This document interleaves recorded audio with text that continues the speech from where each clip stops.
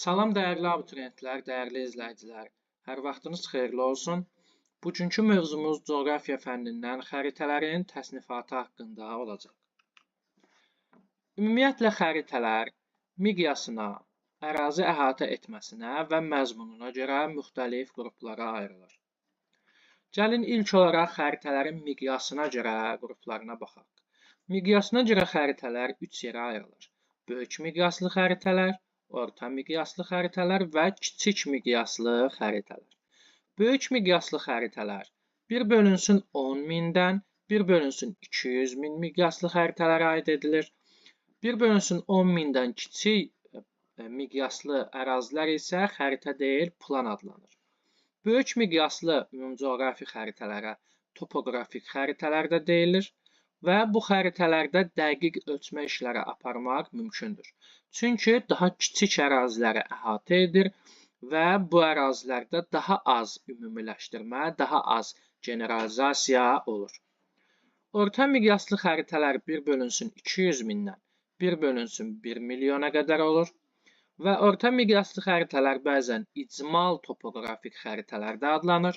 Bu xəritələrdə çox dəqiqlik tələb olunmayan ölçmə işləri aparmaq mümkündür.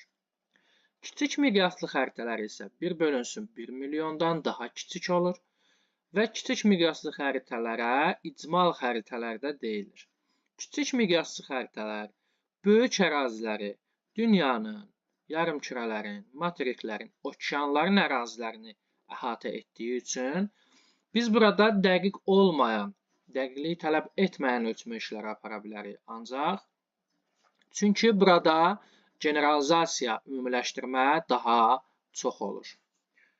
Ərazi əhatə etməsinə görə isə xəritələr 3 qrupa ayrılır. 1. Dünyanın və yarımkürələrin xəritələri, daha böyük əraziləri əhatə edən xəritələr. 2. Materiklərin və okeanların xəritələri. 3. Ölkələrin və onların hissələrinin xəritələri. Məsələn, ölkələrin iqtisadi rayonlarının, inzibati rayonlarının xəritələri də məhz ərazi əhatə etməsinə görə xəritələrin 3-cü qrupuna aid edilir. Məzmununa görə isə xəritələr 3 qrupa ayrılır. Ümumcoğrafi xəritələr, tematik xəritələr və kompleks xəritələr. Burada bir məsələni diqqətinizə çatdırmaq istəyirəm. Bəzən dərsliklərdə məzmununa görə xəritələri 2 qrupa ayrılırlar, yalnız ümumcoğrafi və tematik olaraq. Kompleks xəritələr isə tematik xəritələrin bir növü hesab edilir. İndi isə gəlin ümumcoğrafi xəritələrin nə olduğuna diqqət edək. Ümumcoğrafi xəritələrdə həm fiziki coğrafi, həm də iqtisadi coğrafi obyektlər göstərilir və onların üzərində olan obyektlər eyni səviyyədə təsvir edilir. Məsələn, çaylar, göllər, sərhədlər. Baxın, dünyanın fiziki xəritəsinə diqqət etsək, burada olan komponentlər, burada olan obyektlər, fiziki obyektlər hamısı eyni səviyyədə təsvir edilib. Çaylar, göllər, düzənliklər, dağlar və s.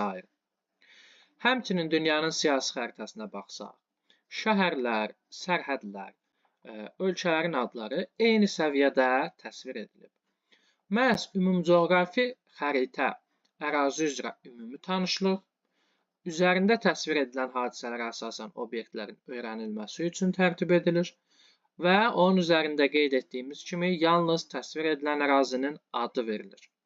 Topoqrafik, yəni böyük miqyaslı xəritələr də ümumcoğrafi xəritələrə aid edilir. Xəritələrimizin məzmununa görə növbəti növü tematik xəritələrdir.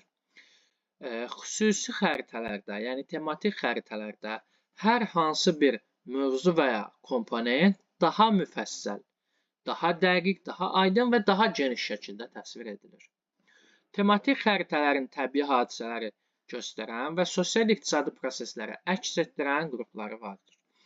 Məsələn, biz tematik xəritələrə misal olaraq iqlim xəritələri, torpaq xəritələri, bitki örtüyü xəritələri, siyasi inzibati, əhalinin sıxlığı, kənd təsərrüfatı və bu tipli xəritələri misal göstərə bilərik. Məsələn, təsvir olunan Azərbaycanın bitki örtüyü xəritəsidir, dünyanın iqlim xəritəsidir. Bunlar tematik xəritələrə aid edilir. Xəritələrin digər növü qeyd etdiyimiz kimi kompleks xəritələrdir. Kompleks xəritələrdə bir neçə təbii və sosial-iqtisadi elementlərin birlikdə təsvir olunduğu xüsusi xəritələr kompleks xəritələr adlanır və onlar müxtəlif hadisələr arasındakı qarşılıqlı əlaqələri göstərmək üçün tərtib olunur.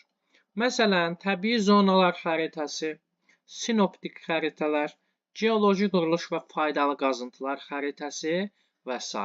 Bütün bu xəritələr məhz xüsusi kompleks xəritələr hesab olunur. Xəritədə təsvir olunan dünyanın faydalı qazıntılar xəritəsidir və kompleks xəritələrə aid edilir. Legendasında isə hansı ərazilərdə hansı faydalı qazıntıların daha geniş yayıldığı təsvir olunur.